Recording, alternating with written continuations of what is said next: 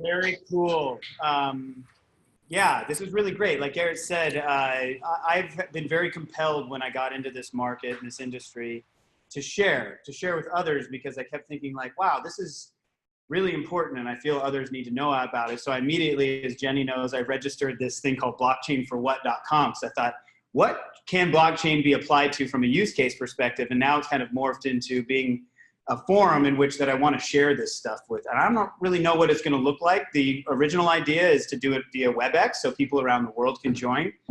I'm just going to play producer here and try to get your face in the shots of what you're doing. Oh, Jenny. All right, Jenny. That's my girl. All right, Jenny. That's my girl. So yeah, this is probably going to be about an hour or less. I'm going to try not to make it too laborious, and I got to be completely honest. You might leave with more questions than answers, because this is really weird. And I by no means am an expert, but I feel like having worked with some of the companies I'm working right now and having the exposure I maybe looked at an expert. So that's what I'm hoping to do here. So hopefully by the end of this, my goal is that your perception is shifted, because mine definitely was. I'll go ahead and do this slide here so you know who I am. I'm the VP of Business Development for a blockchain company that's called Constellation Labs, based out of the Bay Area. For a long time, I've gone by Mr. Diggles. I had a blog for 10 years. I've been very active in the Portland scene as far as communicating technology. I was a KATU technical expert for years. So I'm very passionate about my role in technology, and I've been in technology for over 20 years now, enterprise for 10. I don't know if people in Portland know Web Trends, but I worked there for 5 years. You can connect with me on LinkedIn, but I've been passionate about technology since I was 17 when I built my first website in 1997. And I'm fairly relentless about it. It's the thing that gets me really excited and very passionate. And so I feel very fortunate that I get a chance to do this for work. I want to mention a shout out to Garrett again, as he said. I like this picture because it kind of shows our demeanor working together. He was always a little bit more serious than I am. But this is back in 2005, where we had a wallet company here in Portland called DB Clay that started out as Duck Bills, which was duct tape wallets. So we were the duct tape wallet guys at Saturday's Market, kind of made a big splash in the scene for years. Garrett was the original man, and I was lucky enough to be his business partner, and we ended up launching a designer wallet company that did very well. So you can check that out. And I also want to give a shout out to my buddy Ian Mitchell. Ian was a good friend of mine that got me into crypto. He was the one that told me early on, you need to buy Bitcoin. And I bought my first Bitcoins at around $4 a piece with Jenny. And that was around 2011. And so I just want to give him a shout out because he played a huge role. So I want to talk about what we're going to be covering today. So these are, the wild things. I have a lot of slides, but they're not all gross, I promise. And these are the major areas we're going to be touching on. I want to educate you guys a little bit on the evolution of the internet, which I think plays a big role in where we're at today with blockchain. Also, the money evolution, what's happened in major changes within the history of money. I by no means am especially when it comes to money, am I an expert on that, but I'm at least smart enough to know the major shifts, and we can point those out. We're also going to talk about the history of blockchain. It's a technology that's not very old, of course, but it does have a history and has a story to it that has accelerated rather quickly. And that's not profound considering the exponential growth of technology that we're seeing today. And then we're going to talk about real world applications. So just know as we get all the way through this until that point, you're going to be like, so what is this and who cares and what's this applied to? So I'm kind of packing that at the end so you can see what this is applied to that matters to you guys and not just a bunch of finance tech nerds. And then the last thing we'll touch on is how to get involved. And the reason I put the red pill up here is because when I first met with these guys out of the Bay and they talked about the project that they were working on, they said to me, they're like, wait till you take the red pill. And I know that's a very matrix type thing. You're going to change your mind. And I kind of gave them the middle finger, being like, whatever, I've taken all sorts of red pills. But they were right. Once I did take the red pill of this, it does kind of, I guess for a lack of a better term, it kind of intoxifies your brain and you can't really see the world in a different way. So hopefully you guys don't hate me at the end of this and think, okay, great, he just force-fed me red pills. But at the same time, I kind of hope some of that takes place because, moving on to my, really kind of to set the layer is that, or the foundation of this, it's not a technology and it's not about money. This is a mindset. And that was something I was able to abstract very quickly, which is like, wait a minute, none of this is actually like really real. This is like a bunch of people speculating against something that has created almost a terminal velocity in the market. And that really is because of Bitcoin. I mean, when you think about Bitcoin, that's the way I tell people in the real world what I do. They're like, oh, what do you work on? I was like, oh, I'm part of a blockchain company. They're like, I don't know what that is. I'm like, you know, Bitcoin? Or was like, oh, Bitcoin. And they all get confused and are like, what the hell is that? They, you know, kind of makes them feel awkward because they don't quite understand it. But it really was the thing that created a shift in mindset of possibility. And that, when I was talking with Garrett at our quote unquote book club, I could see that happening with the guys being like, wait a minute, like, holy cow, I now see the world in a completely different way. And, you know, I've mentioned to some people about this concept of scarcity and abundance, that when I was in the 80s, I was like, Back to the Future was out. The future's gonna be hoverboards. We're gonna have all this cool stuff, you know, strap-on laces. And then as we got closer to Y2K, it was all of a sudden the mantra of like America was like, preppers. There's gonna be zombie attacks, and we're gonna have scarcity. All the water's running out. The inconvenient truths that you're all screwing up the environment. And I'm not saying that there's not validity in that, but that's also a mindset that created momentum. And the reason why I've taken a bunch of red pills when it comes to blockchain is because blockchain actually has the ability to flip that mindset back to that like 80s of abundance. Let's think of a world that so much more is available. It's almost like looking at a tree of apples, and all we've ever really been able to see from not only a standpoint of mind, but also technology, is that low barrier of apples hanging there. For so lack of a better business term, is the low-hanging fruit. There's a 20x world out there that is going to be unlocked by us shifting the way we think. So this isn't about technology saving us. This isn't about us moving money in a way, but it's about us accepting the possibility that things could be abundant and better and more connected. So I wanted to tie this in because I am a student of the esoteric, and this is probably the most esoteric project I've ever worked on.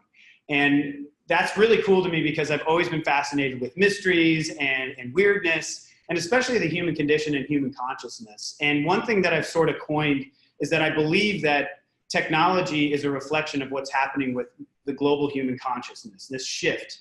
I believe that humans actually have crazy possibilities, everything from telekinesis. I mean, a lot of woo-woo stuff that seems very bizarre, but I think that's a reason why we have an obsession over superheroes and all this stuff is like, wow, they can do more than I can. I wish I could do that.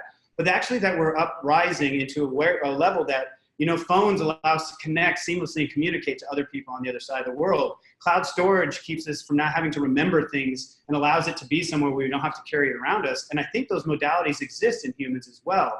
And one of my favorite things to point out, and I just was tickled pink when I pulled this up because I Googled the deep web and I Googled the subconscious. And a lot of people don't even know what the deep web is, and a lot of people don't know what the subconscious is, which I think also plays a crazy role here. And as you can see from these figures, they're almost identical. And so if you look at the public web, and a lot of people don't know about the deep web, the dark web, pretty much where most of the weird stuff takes place, much like the subconscious mind, the public web is everything you guys are doing right now. And I just want this to set the stage to kind of start to tilt your mind of what's going on in technology, is that YouTube, all the content you're seeing on, you know, Twitter and Instagram, all the stuff you're shopping, everything you do on the web is the public web that only makes up about 6% of the internet. So that means that there's 95% of the content and action is happening in this world that most people don't even know exists or how to get to. And it requires a thing called the onion router, which is this kind of weird protocol that allows you to get into the dark web, and it's not very easy, much like transcendental meditation to get into your subconscious. You can't just turn that on and all of a sudden tap into all the powers of the subconscious. You have to navigate it cautiously and understand your place, much like the dark web. I'm not going to go too deep in this, but if you don't know much about the deep web, and I probably shouldn't even be saying this, but a total day ruiner is going to YouTube and just type in deep web search results, and that's what people do on there, so you can kind of see what it's about without having to actually access it. But I do want to paint the picture that I feel like humans are going through a consciousness shift, and blockchain is a reflection of that. So the reason why I feel like that's one of the deposits that really substantiates this claim is that no one knows where Bitcoin came from. And so I will say that Satoshi Nakamoto, I think is the name, if I got that right. That is the entity, group, person, male, female, or whoever that created blockchain, created this distributed ledger called Bitcoin that was set to decentralized currency.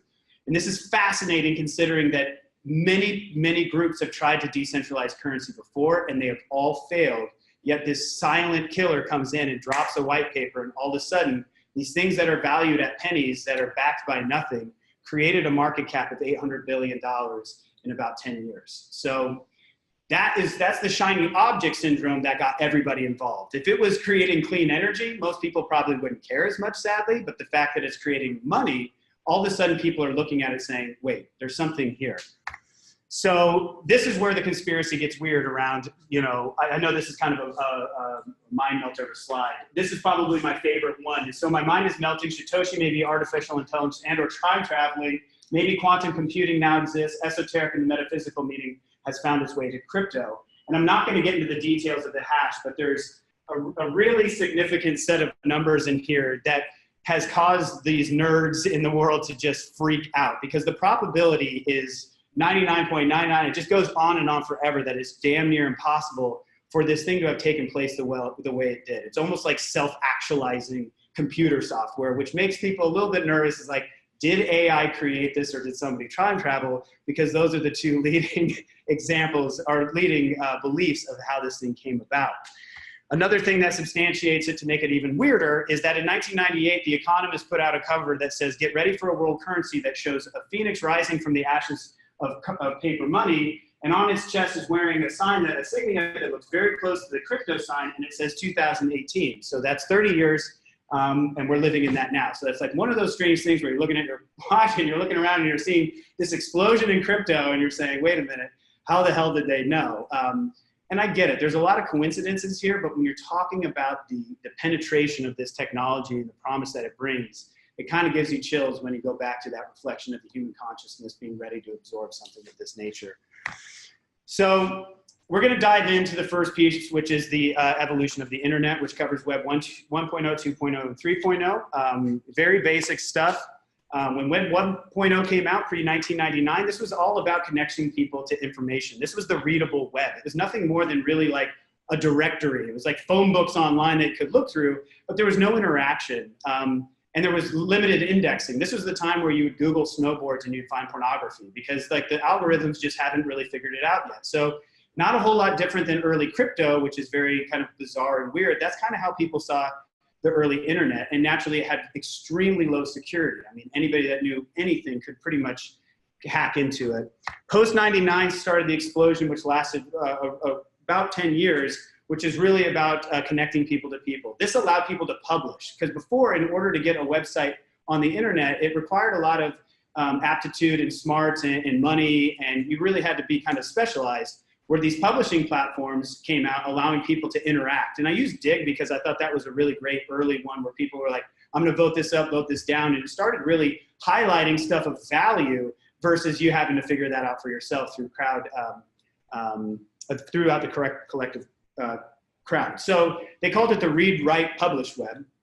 And they also named it the Splinternet. So it had a lot of different names. And the reason the Splinternet is interesting because all of a sudden devices started coming out, like, you know, phones and tablets. So when you think about people being able to create content and publish and get on social networks, it was this boom in user data. And I personally think we'll look back in time and think of this time as the great data leak, the time where people had no idea what they were doing. They were, you know, it was all very alluring, so they were just giving their data away without knowing what these groups were doing with it. And we're still living in that world today. People don't really know what they're doing with their data. So the Splinternet took place, and all of a sudden we have all this data. Searches are taking place on apps instead of the index, and people are connecting with each other. Now what we're seeing is we're moving into the Web 3.0. And so this is really about connecting people to value. If it had a name, it would be the Internet of Value. And data plays a role in that, and really it's around ownership and privacy.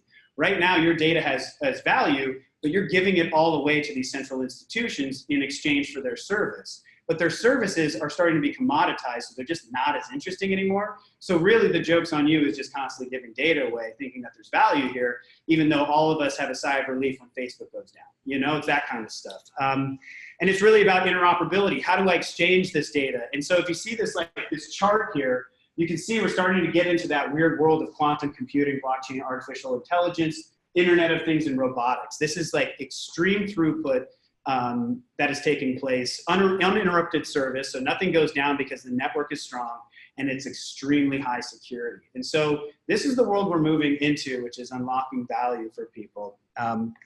So I'm going to pause so far. Everything makes sense? We're doing pretty good? Great. All right, great.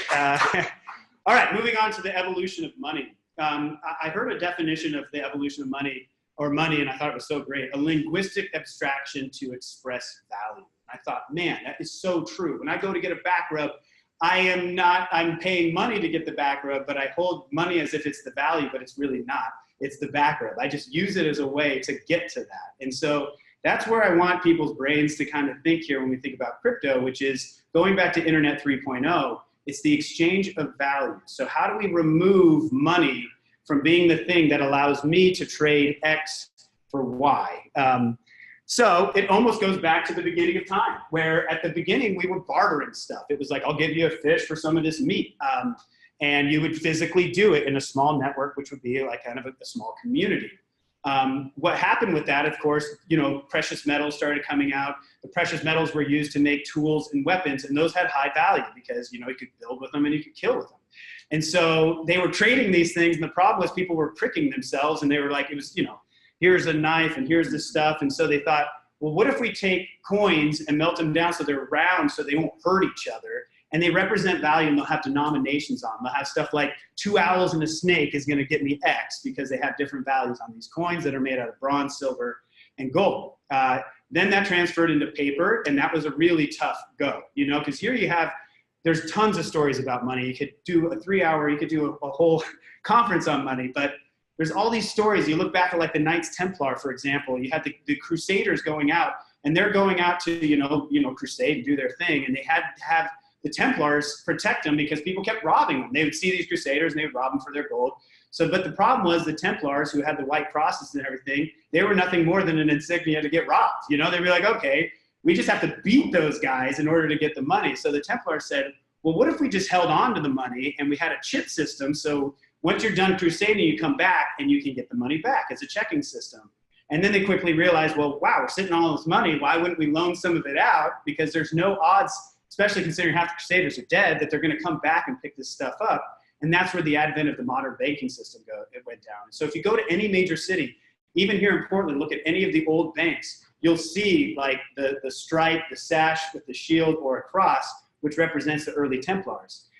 Then it went to credit. This is where things got really intense, because you got to imagine that people would show up to, in the 50s to a YMCA to buy some tacos, and they slap down their diner's club card, and they're just like, that ain't cash, right? And so it took 50 years for us to absorb and accept credit cards to be able to use to exchange money, but it happened. Now we're living in a digital currency world where fiat or cash is actually discouraged. In fact, businesses currently are eating 9% for taking cash.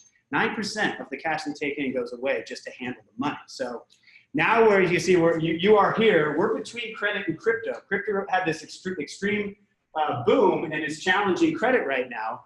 And the big question everybody says is crypto's not real. It's not backed by anything, which forces the conversation to be like, go ahead and take your dollars and see if they'll give you gold. Let's see how quickly that happens, or if you can even imagine where it comes from. So I like this quote here, Bitcoin, a digital currency with limited and known supply, no borders and no central group controlling it. US dollar, a digital currency with unlimited and unknown supply, border restrictions and controlled by a banking cabal. What's in your wallet? And I kind of like this because it ties back to the fact that Garrett and I were in the wallet business, and now there's digital wallets. But as you can see here, it's who's the belle of the ball. It's pretty obvious that the central bank is controlling the story. If they fall apart, this entire thing falls apart, which means that there's a lot of variables for nefarious activity. But it's not all about just decentralizing money. And I'm not going to go too deep into this, but this is a list of like how many cryptocurrencies are out there. There's over 2,000 cryptocurrencies, not just like Bitcoin, which is a token, which kind of makes things even more confusing. The market cap at its highest was at $800 billion. We're in a bear market right now, which is causing all sorts of problems, which I could talk about later. But we're now at 192 billion. But to make sense of it, the top 10 coins make up 150 billion of this. So a lot of the other ones are called altcoins, which are really nothing more than penny stocks. But my point about it being not just about decentralizing money, a lot of these are starting to hold value that don't represent money. They may represent a utility, something that could be traded of value to another utility, like water for electricity. And I know that's confusing, but hopefully we'll make sense of it here shortly. So moving on, we're going to cover quickly the history of blockchain. So coincidentally, there happens to be three revolutions of blockchain that have taken place, much like the internet: 1, 2, and 3. So I was going to put Bitcoin up here, but I really like his name really big and yellow because it looks very weird. But this is the unknown person or persons that created Bitcoin. This was blockchain 1.0, and the ledger start was on January 3rd, 2009. And so this was an amazing thing because it worked, and it is really putting the pressure on these institutions to rethink the way that they're managing money in the middle. So this was the beginning of it, and we're going to quickly cover how it works. So this is where it gets a little dicey, and I'm no professional when it comes to banks, but I know enough to at least make sense of this. So currently when we send funds, if I send funds to, say, Uganda, it has to go through a thing called ACH. I know you guys all have dealt with the ACH when they tell you it's going to take 3 to 5 days for the funds to clear. And it's because there's this escrow thing that sits there where they have to do a proof of funds. So they do everything basing on this ACH operator where all the thing has to be known. So you have to produce all your information, who you are, all this credibility, all this stuff to go through it to make sure that it shows up to the other side. You need to know who these people are, their credibility, and you have this middleman that may take some stuff, they may do double spend, they may lose your money, there may be, you know, all sorts of issues. They're only backed by so much money, it could get hacked, and we rely on them to get it from here to there. So that's currently how the banking system works through centralized ledger. The decentralized ledger is essentially every bank that's participating and everybody that is on the network has the same ledger. Now this is extremely important because instead of just the bank handling the ledger, and the best part is this could actually not say Alex. It could just be like serial killer number 1 and serial killer number 2. And the reason I say that is because it doesn't matter who you are, what your standing is in society, and that's where people get a little bit shady about it because they think that stuff should be managed.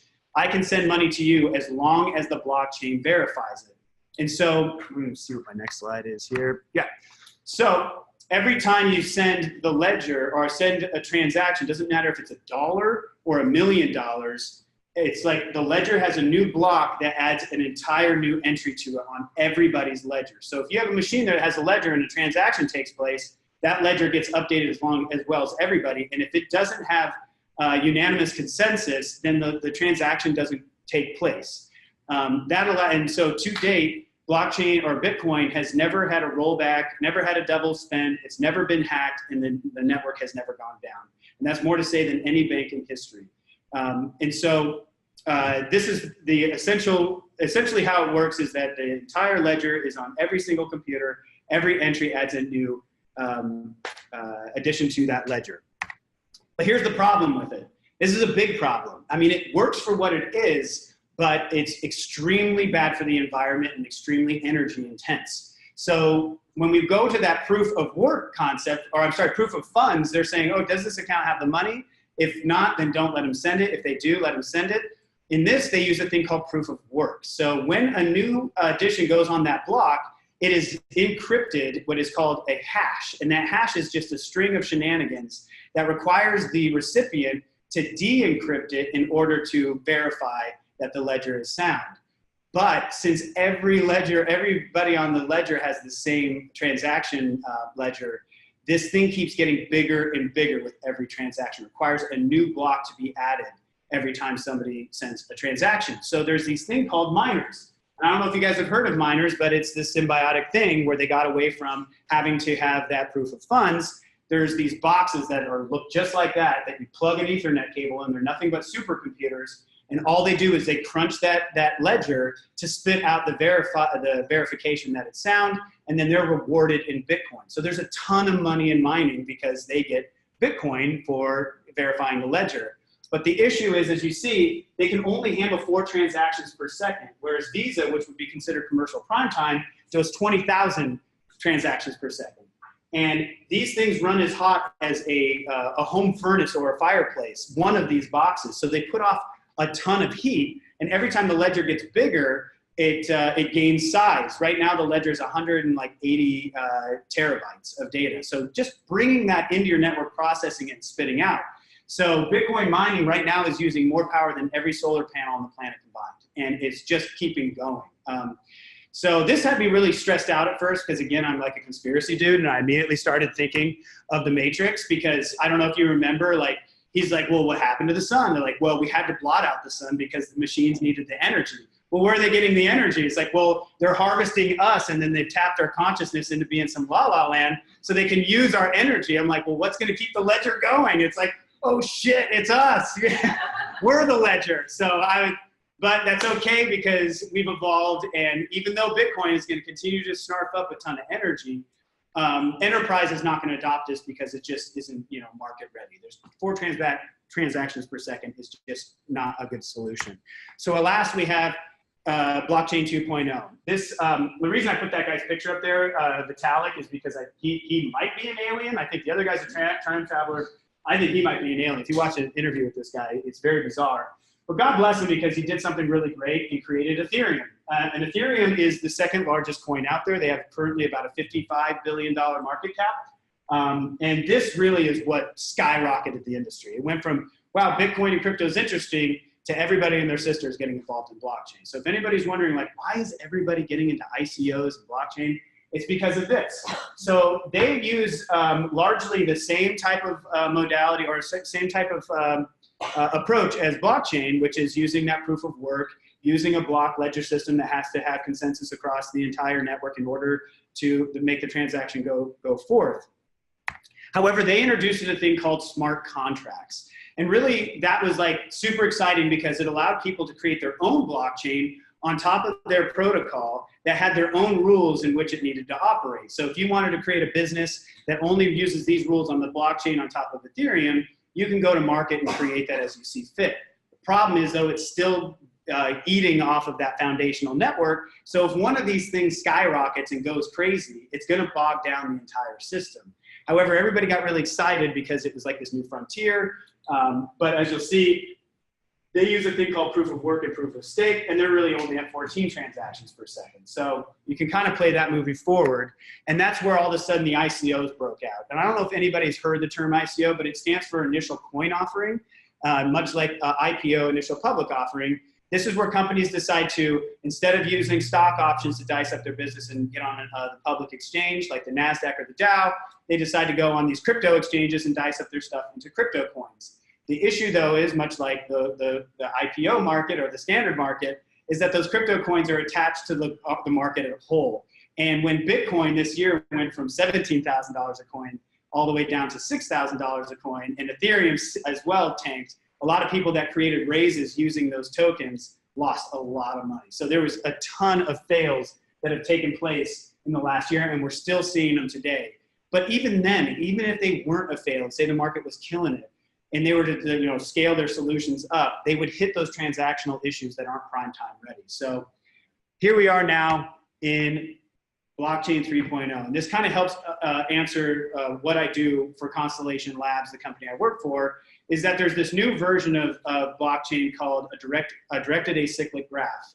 It actually technically is not blockchain because it doesn't follow the same momentum of adding a new block. As you can see, there's these endpoints touching each other in a very unique kind of flowchart way, which I'll explain in a second. The short term, of course, is DAG for it. So you have blockchains and then you have DAG. However, we talk about it as if it's blockchain because nobody knows what DAG is. It already isn't confusing enough. But this is what we do. And the point of this is, how do we get away from consensus models that require proof of work, that put these machines to work? And how do we unlock things like our phones to do microtransactions where they're playing a small part in connecting a larger network, almost like a BitTorrent, versus having to be the machine that does all the work like a large shoebox? So blockchain, it has a 3 to 14 transactions per second, and DAG, the directed acyclic graph, has 4.8 thousand transitions per second per cluster. So if you were able to clone these, you can get exponential. So we can handle hundreds of thousands, upwards of millions of connections within the ledger within real time versus blockchain, which is, and it doesn't destroy the environment, which is really great. And I know this is extremely complicated, but this just kind of shows it's like a flow chart that instead of a blockchain being linear, this is an exponential like a flow chart heading in one direction that can never go back. It's like graduating a 100 class to a 200 class. You can never go back to a 100 class, but you may be smart enough to take a 100 class and skip into a 300 class, if that makes sense, depending on your reputation. So more than happy to answer some questions on DAG later if you guys have them. So when you look at all this stuff, you're like, wow, you guys have solved this. Let's decentralize everything. And that seems to be the focus of like this rabid tech community, which is like, screw the man, let's decentralize everything, bring down the banks, bring down all these centralized organizations that are snarfing up your data. But I have kind of a little bit of a trepidation about that. And the reason why I'm not a Sylvester Stallone fan, in fact, I think it's kind of a goofy picture, but I've been thinking about this stupid 1995 movie, Judge Dredd. I don't know if you guys have ever seen it, and I'll spare you the gory details, but the point is you have this cop that gets frozen in the 90s, and he ends up getting unfrozen in like the future, where it's this dystopian future because there's this like other guy he has to go find, and they only have like a cop like from the past that can do it or some dumb stuff like that. Point is, he's in a precinct at some point, and this kind of starts to paint how blockchain would work, and he's in the precinct, and he says, shit. And he swears, and all of a sudden there's this, and they say his badge number, and they're saying, hey, you're in this area, you're not allowed to swear, you just got a ticket, and it popped it out. Because the blockchain is telling you within the rules of that place, the smart contract saying you can't swear on, we know who your voice is through voice recognition, all these things, and it's controlling you, right? And so you see this guy go through like, hey, I went from the 90s, now I'm in this weird future. But what's interesting is Dennis Leary, I don't know if you remember, he's down underground, and he's like, nah, you know, I don't want the future. I want muscle cars and pornography and fast food and cigarettes, and I'm going to spray paint everything. And I feel like that's what's happening now with society. If you look at like humanity taking rungs on a ladder, we're in the centralization, which played a really big role in getting us from being kind of a nascent society into a way where we could actually create exchange. But everybody here can agree that the power has gotten out of control. People have just started being like, okay, we can keep taking advantage. And so this Dennis Leary energy steps up and like, nope, we're creating an immutable ledger that's trusted, and so that we don't have to deal with this middleman messing anything up. But I feel that once we get there, it's only a matter of time before the next Dennis Leary pops up and says, I'm tired of everything, keeping track of everything, because we live largely in the gray area. I just wanted to point this out because it's this sickness I can't get out of my head. So WTF, why does this matter? Talking about real world applications. So this kind of brings it into why this matters for people. This is a big list I'm just gonna read off because I was like, I can have a million slides, but let me just go through a punch card and then I'll go into a deeper use case. But you can see all the places your food has traveled from farms to fork. You could, before you left an auto dealer, imagine your title and registration were texted to your phone. You were 100% certain your vote counted. That alone is why I think people should all be freaking out about blockchain. We should be demanding this if we're not happy with what's happening with our country, because this can solve it and the technology exists today. Your user ID is no longer represented by username and password. You understand the real environment impacts of our product. Verify the authenticity of fair trade status of products. Verify donations, where they're going. The United Nations has a 30% loss written into all of their donations because of mishandling. 30%, they just know if $100 comes in, 30 bucks is gonna go disappear. Imagine you're the one that's managing that. Wonder where the 30 bucks is going. So know where your taxes go with precision, and I'll touch on that in a second. That is something we should be demanding. Improve data security and throughput of hospital records. Right now, that's like a really shady thing.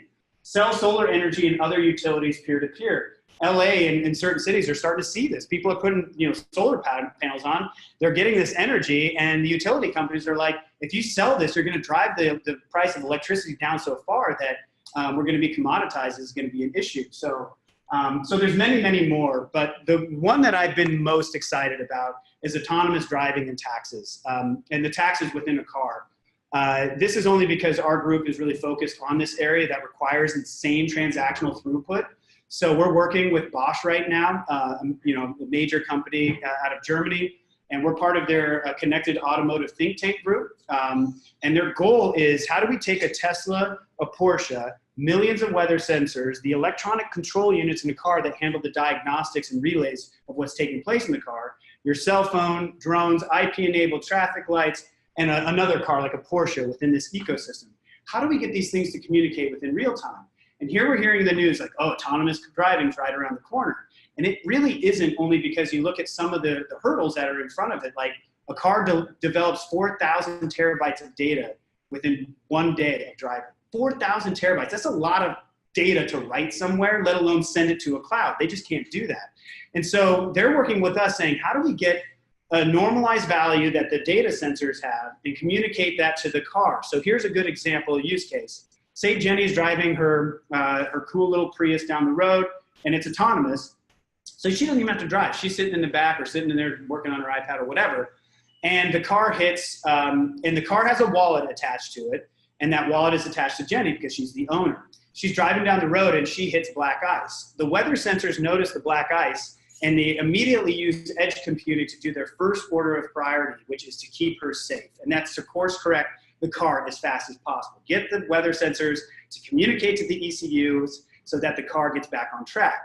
Then it says with fog computing, which is a larger network but is still not up to the cloud, it will relay that information to the traffic lights, other cars on the road, as well as the weather signals to see, has anybody else in the area hit the black ice yet? And if the answer is no, then she gets the value. The value goes to her wallet and she is rewarded, and now she has value. Because prior to that, if she hit like a speed bump or black ice, she would go on Waze. I don't know if you guys use Waze. Log it. It would go up to Google's central computer. They now own the data that they then distribute to the network, and it updates the maps to keep people safe. But who owns the data?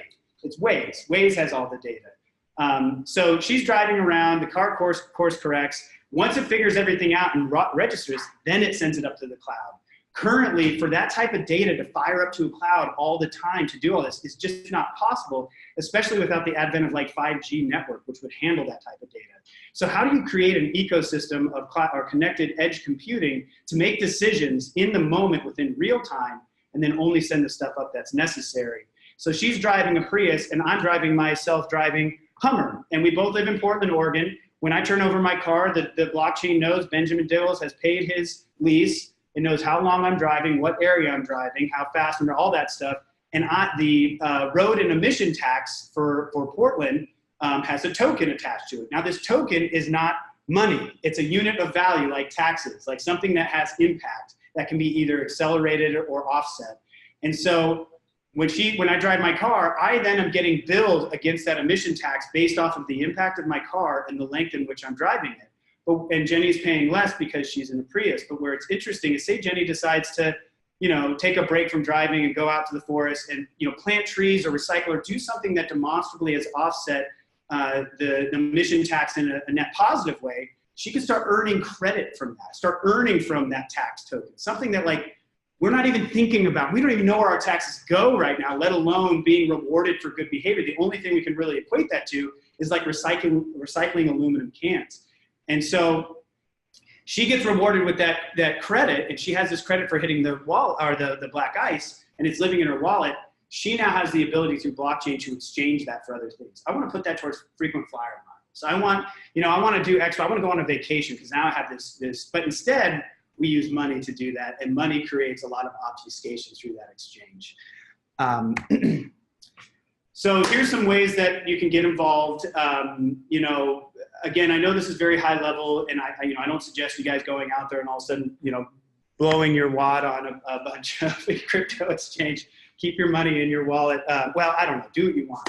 But I would explore crypto exchanges. I would just kind of look at them and get familiar, just kind of get into it. They're very similar to stock exchanges, but they're the place that you're going to want to buy Bitcoin, ETH, and all altcoins. And I would suggest looking up and learning about wallets. These are some of the wallets, exchanges out there that are the most trustworthy. Coinbase just opened an office here in Portland, Oregon for support. They did, I think, $1 billion in revenue last year. So there's a real industry that's taking place in our backyard, but a lot of people don't really know about it. Another way to stay involved, it's funny, we always cringe at this because we're like, God, that's how people know us. It's like pure not sexy. But Constellation, this is like start following some of these projects. This is like the early days of the internet. Like back in the day, people would be like, hey, you should build a website. And be like, why do I want to build a website? It's like, well, there's this open layer called TCP/IP where you can take HTML in a container and put a web page out there. And then if anybody knows where it's at, they can find it. And people are like, that sounds dumb. And that's where we're at now. It's like, we're at a place right now where these ideas don't make a lot of sense, but if you do your due diligence and you find the fortitude of the groups that are willing to really push them over the finish line, you actually can make some money. And I'm trying not to give investment advice here, but like our token, for example, isn't even a penny. So, so if you, just to put that in perspective, Bitcoin went up to $17,000. I think it went up to $20,000 at one point, and they started out at pennies as well. And it's because these are like the early Amazons. These are the early Googles, the early Lycos, the early whoever. Not everybody's going to make it. So, but throwing a few bucks on a couple of pennies here and there can really pay off. Watch YouTube videos, not profound. I mean, really find somebody that inspires you. This isn't about who knows the most or whatever, but somebody that I really like this guy because he is just like another android from the future that is so eloquent and so convincing and inspiring. I've watched most of his videos and it becomes intoxifying because they start to really change your mind into seeing the possibilities of this market. Also, you can buy Bitcoin at a Bitcoin ATM. It's funny, one of Jenny's friends, she doesn't know anything about this. She was like, oh, I bought Bitcoin the other day. We're like, what? How did you buy Bitcoin? She's like, well, Pioneer Place has a Bitcoin ATM. You just go in, you put in your debit card, you say how much money you want to buy, and it spits out a receipt that has a number on it that now is a wallet. So now you have Bitcoins. And that's a pretty hack way, but if you want to go out, and you don't have to buy a whole Bitcoin. Right now, Bitcoin's like $6,500. You can buy, you know, a fraction. You can buy $10 in Bitcoin if you want. So that's another option. So moving into my conclusion here, this is really important. It's early, and the second line here, I could not be like ring more true. This is as real as you want it to be. And I've seen people that are fanatics that feel like crazy people in this industry. We deal with them all the time where it's just like they're, you know, just bizarre. And then there's the skeptics, the naysayers. This isn't real, this is dumb. And there's a whole gamut in between. But if you're one of those people that's waiting for this thing to like show up on your doorstep, you're gonna be late. And there's no urgency here. It's not like, oh, you know, you're gonna miss the bus. But if you are interested in getting involved in some of this stuff and starting to learn about this new wave of value, going back to that money slide, we're now entering a new wave of money. It's probably pretty smart to kind of figure out how it works. It's a good time to do it, but you have to stay vigilant. Like everybody's screwing each other. This is like typing in snowboard and finding porno. That's the world we live in right now, where people are trying to fish each other and do a lot of weird stuff. So my advice is to stay vigilant. This is my disclaimer that if in the future you guys are like, oh man, I remember that conversation by that dude that ended up screwing up society. And this is something we actually kind of hold our breath with. And you know, I'm sure our CTO would be like, please do not share this. But since our model is not based on proof of work, but based off proof of reputation, if artificial intelligence understands how to gain reputation within the node network, it can take control of the network and you can't take it back. That's the promise of Bitcoin. It can't be hacked. It can't be reversed. So something that is smart enough, like an insane supercomputer, takes control of these nodes. It's like, all right, it's their network now. So I just, that's what's kind of weird about this, because you look back, I was thinking about Biff in, I use all these movie references, in Back to the Future. Remember Biff gets the almanac and he goes back in time, and then it goes in the future and you see Biff has this huge tower and he's running everything, and it's just like, dude, this world sucks. Like, what happened? Because he went back in time and he set up the world for himself. And so people are like, well, maybe the Satoshi person or persons is doing the same thing, because they're currently on track to being the first world's trillionaire and the wealthiest person of all time, creating an industry that is offsetting all middlemen. And I believe that it's a smart move to stay anonymous, because it would gun you down and end this thing. So, so yeah, maybe he is Biff. So maybe that's a better name. So I'll end on saying that I am going to be doing this again. I'm going to just keep moving the ball down the field on this, because again, I'm compelled. My topic in October for Blockchain for What is going to be around setting up a digital wallet and buying your first crypto.